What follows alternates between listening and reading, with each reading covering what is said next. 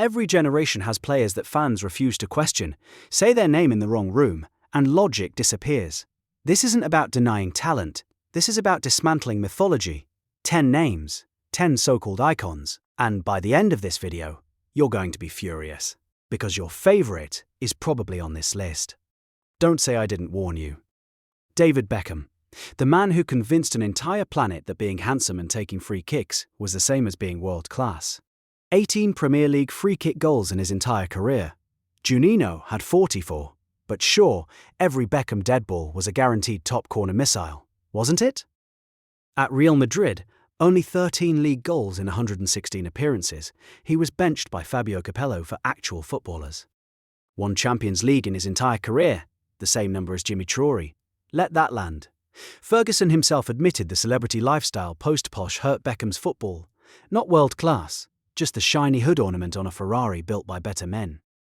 To all the United fans, was Beckham even in your top 5 players of that era because Scholes, Giggs and Keane were running rings around him while he was doing cologne ads?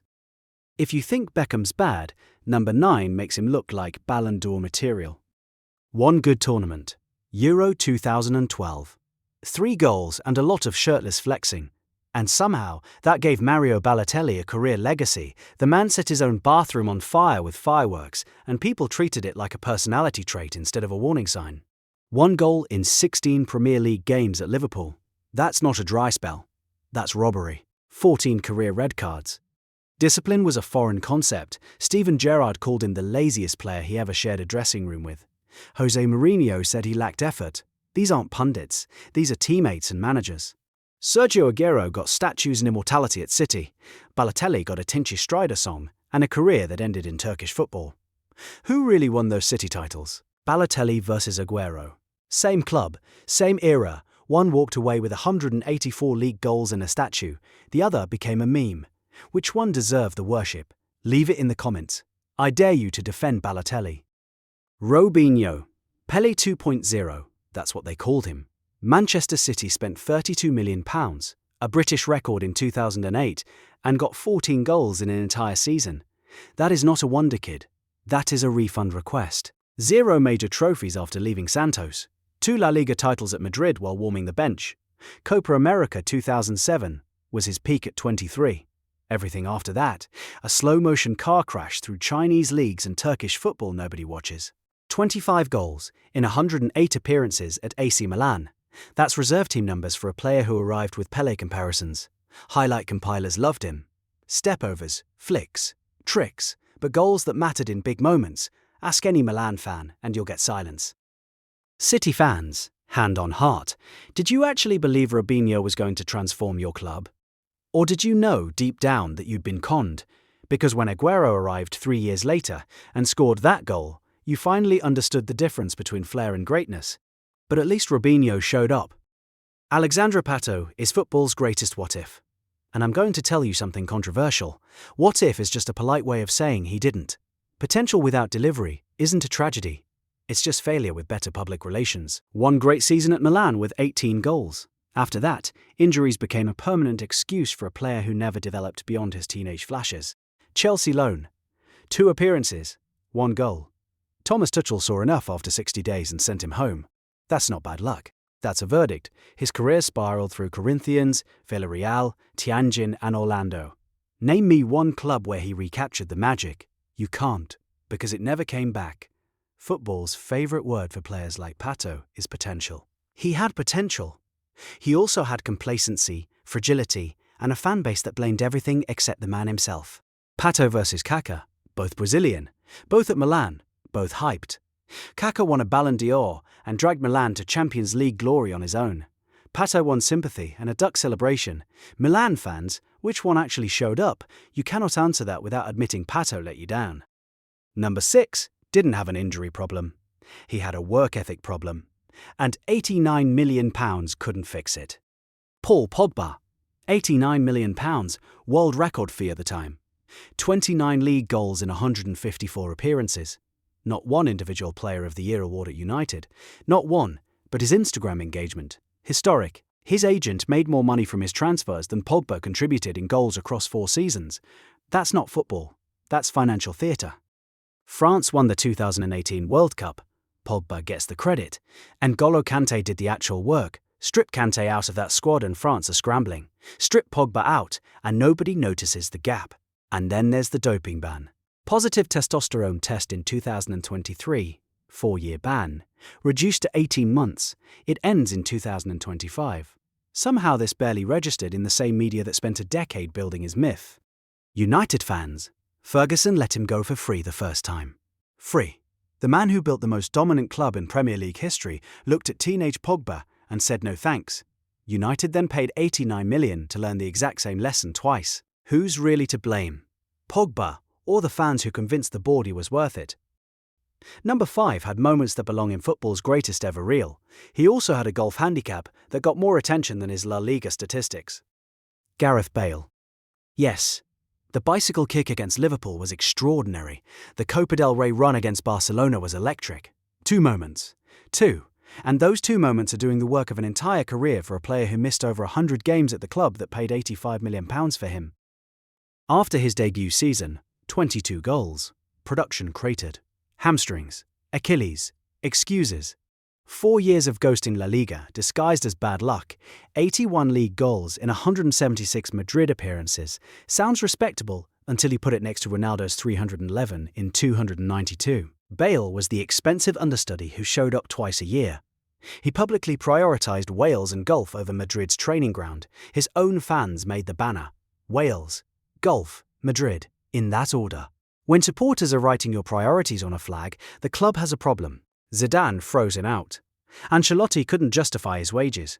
2 of the greatest managers in football history looked at Bale and said the maths doesn't work. That's not media narrative, that's reality.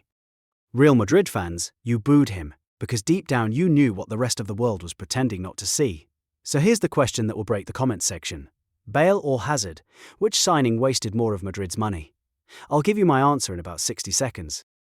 Number 4 didn't just waste Real Madrid's money. He admitted why. And the reason is even worse than you remember. Eden Hazard at Chelsea was brilliant.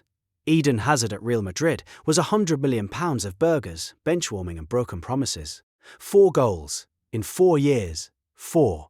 My nan scores more often than that, and she has never laced up a boot in her life. 54 league appearances. 4 goals.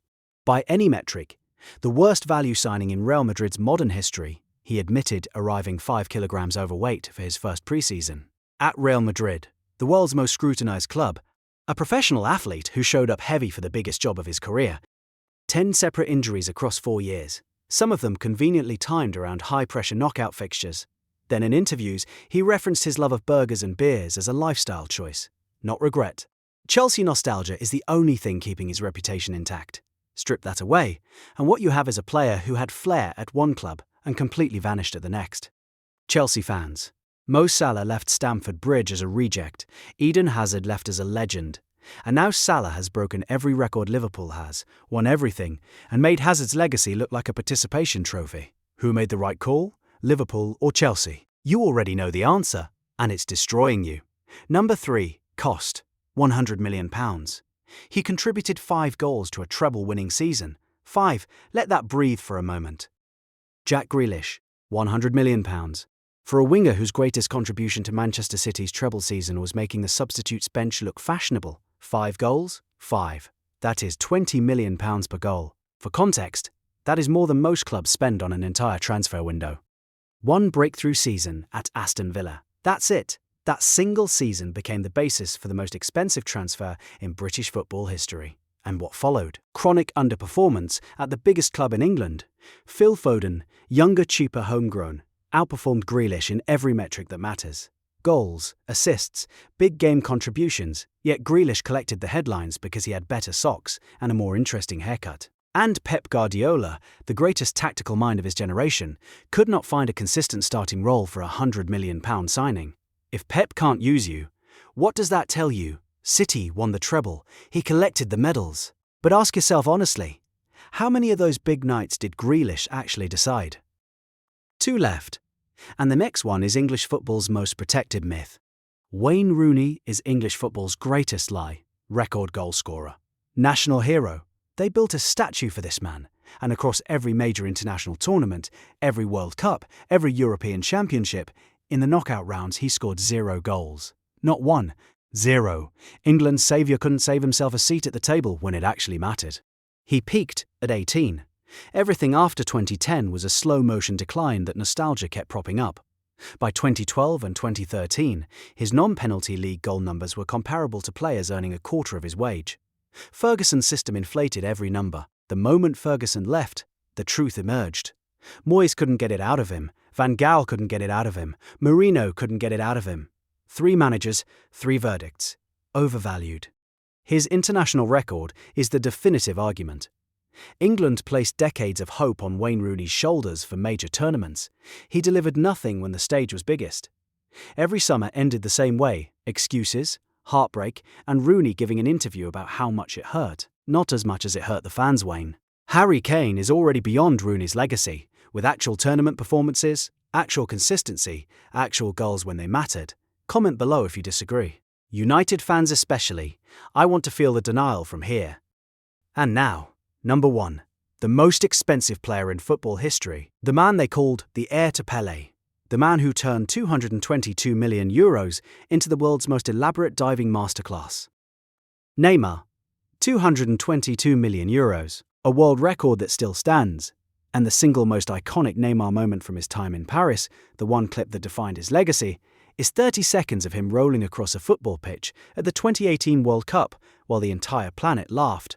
The entire reason PSG paid that fee was to win the Champions League. The result? Round of 16 exits. His PSG statistics look impressive until you check who he was scoring against.